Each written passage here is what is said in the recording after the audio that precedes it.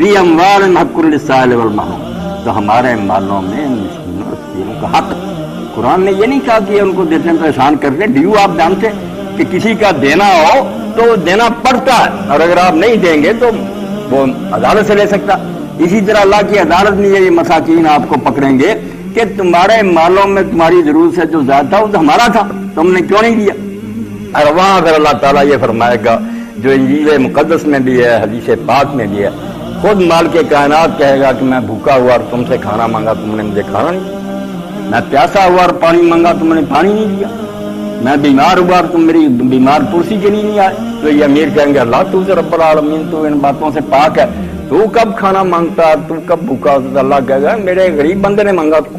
تمہیں نہیں دیا۔ اگر تم سمجھتے تو ان المسکین رسول اللہ، حضرت علی رضی اللہ عنہ فرماتے ہیں مسکین جب تمہارے دروازے پر آتا تم سمجھتے یہ مانگتا کیا،